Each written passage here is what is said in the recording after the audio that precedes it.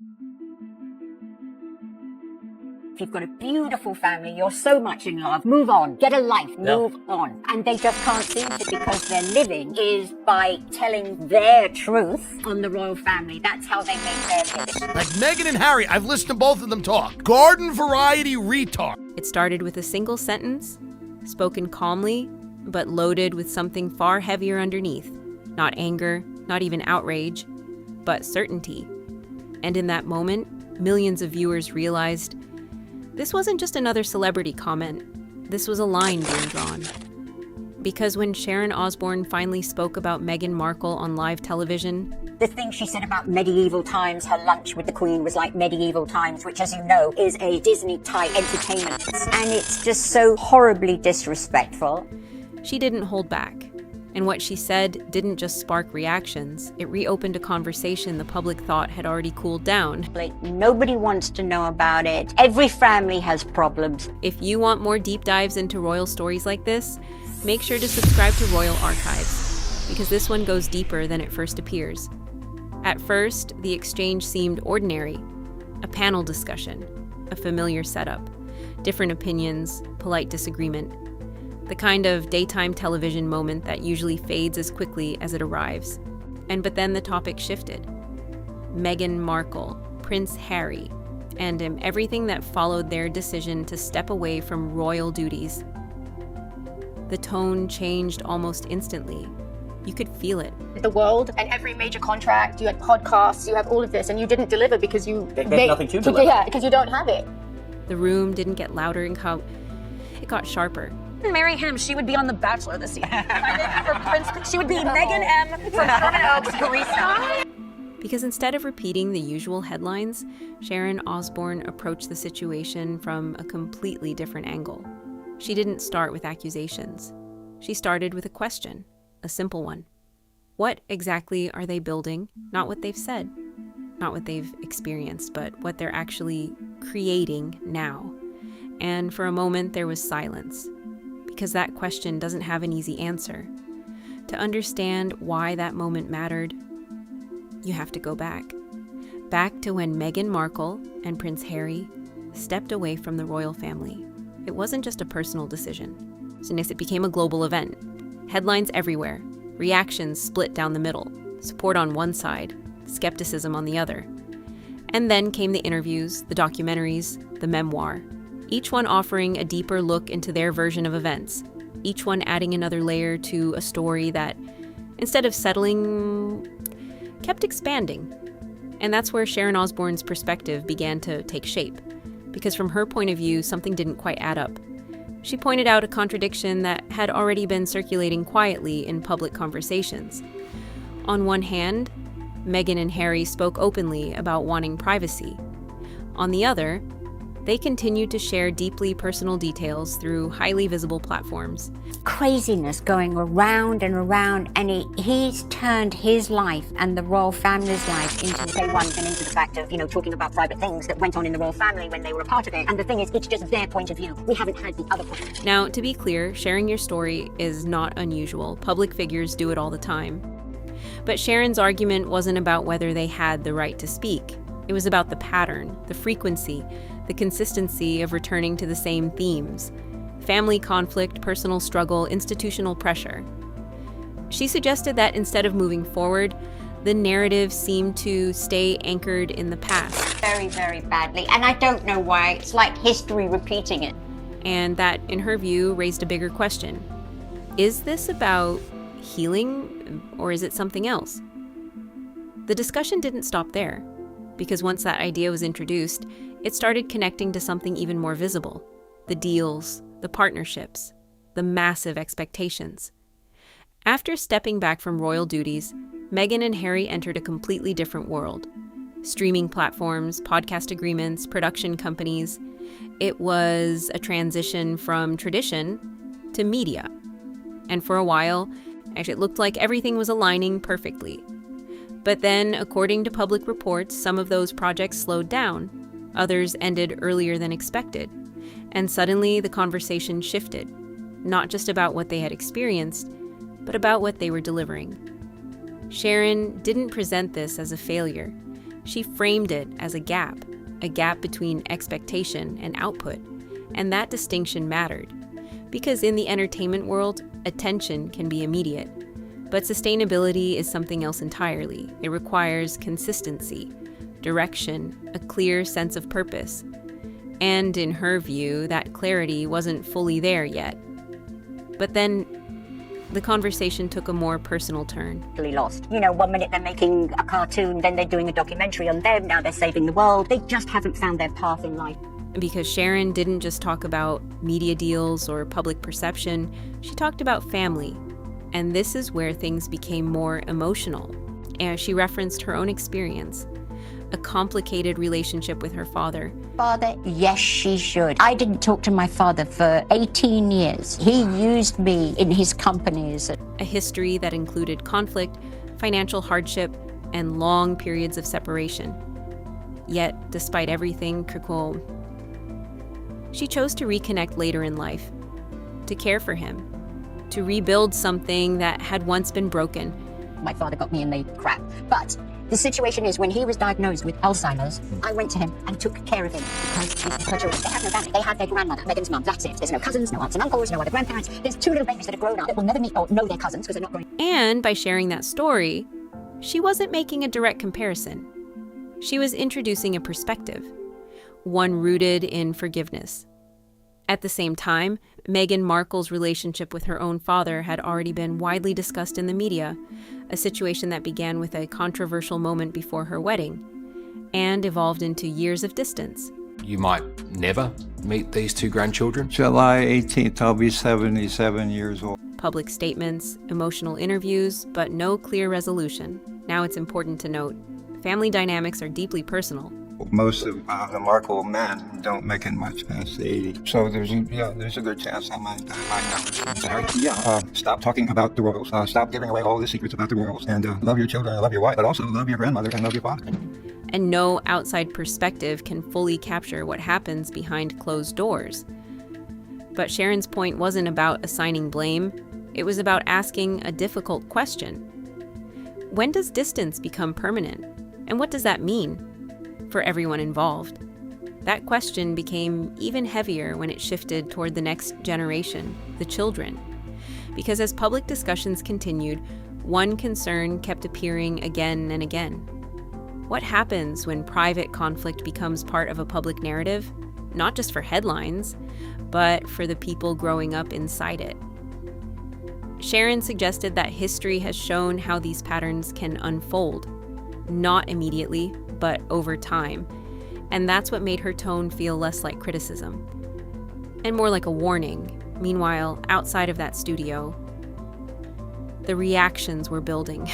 It's because Sharon Osbourne wasn't the only voice raising these questions. Kids as pawns. They've been using the kids for pawns for years. My father has already given up. And it says, I'm never going to meet those kids. King Charles is never going to meet those children. The way that she talked to my father, he knew it was over. He didn't know his daughter anymore because she talked down to him. Comedians began referencing the situation in award shows. Media analysts started examining the couple's public strategy, and audiences, regular viewers, began forming their own conclusions. Some agreed completely, others pushed back. But one thing became clear. The conversation was no longer one-sided, and then another moment added fuel to the fire. A completely different voice, a different platform, but a similar underlying message. Bill Maher. When he addressed Meghan and Harry, his tone was more direct, more confrontational. Your hard life, and you're so privileged. It's just so weird.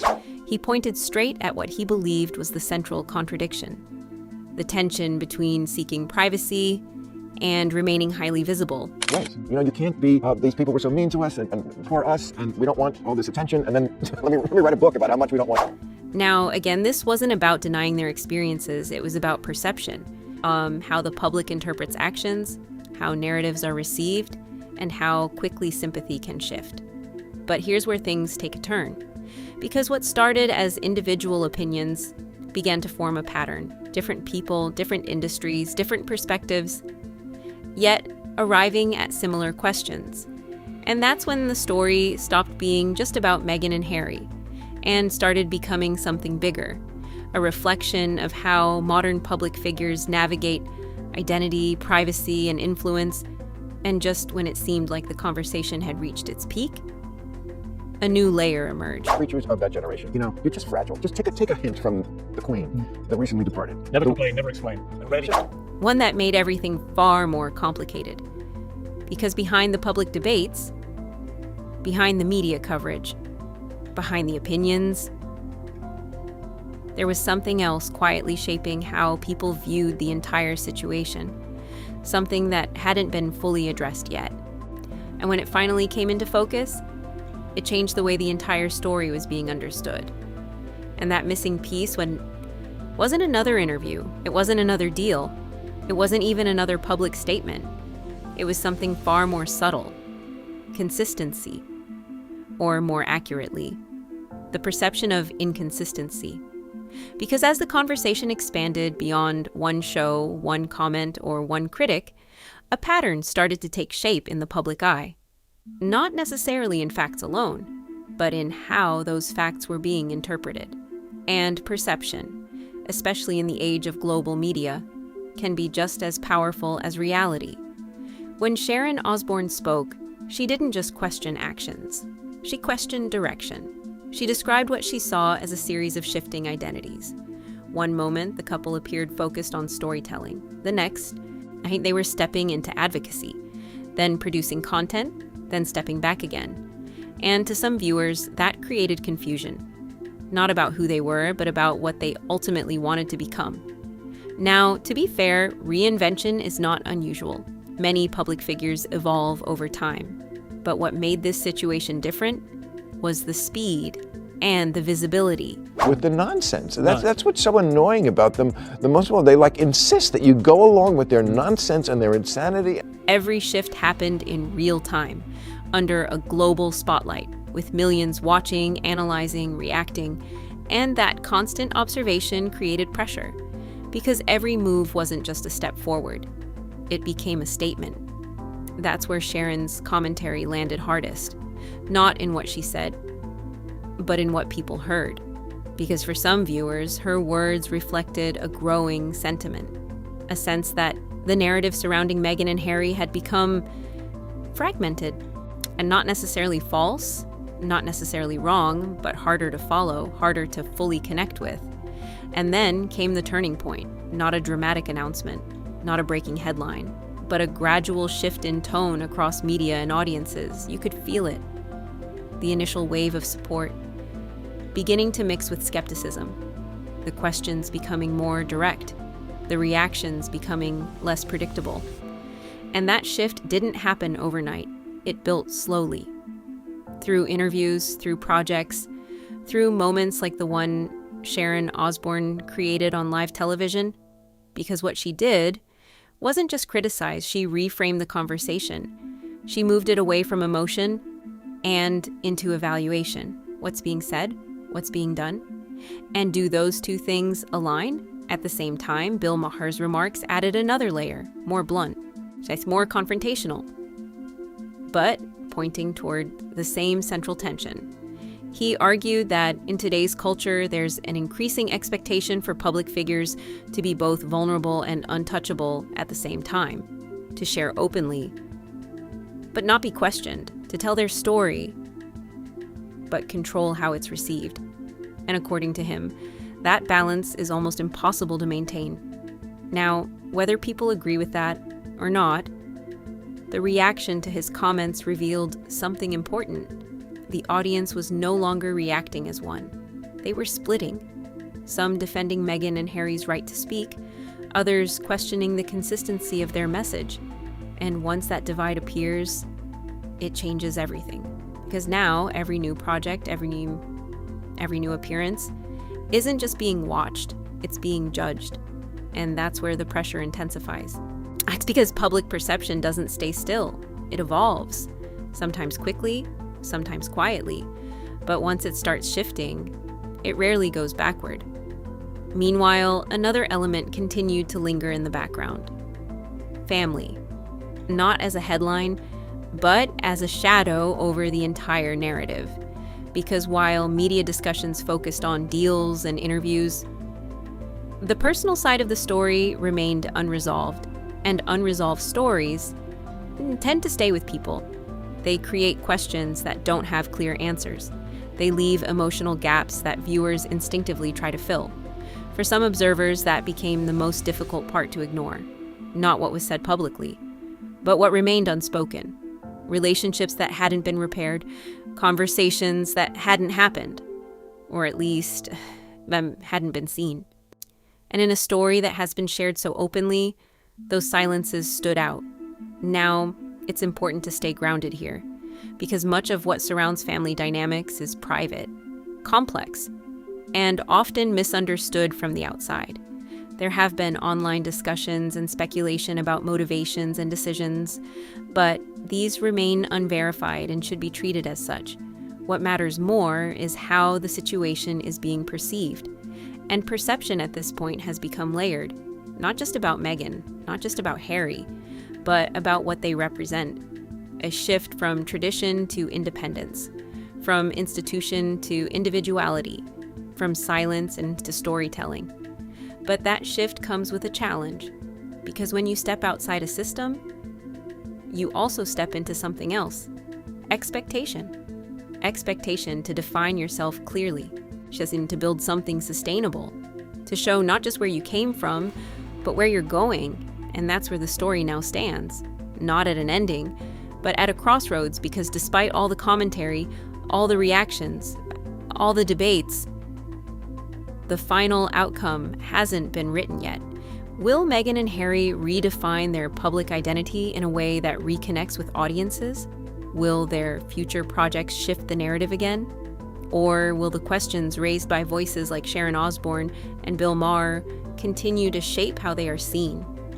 That uncertainty is what keeps people watching, because this isn't just a story about controversy. It's a story about transformation, about how public figures navigate change, about how narratives evolve, and about how quickly perception can turn in either direction. And maybe that's the real reason Sharon Osbourne's words hit so hard. Not because they were loud, but because they echoed a question many people were already starting to ask, quietly, individually, but now collectively. So what happens next? That's the part no one can predict. Because in the world of public image, the next chapter is always just one decision away. If you want to follow how this story continues to unfold and explore the deeper layers behind moments like this, make sure to subscribe to Royal Archives, because sometimes the most important details aren't in the headlines, they're in the patterns behind them.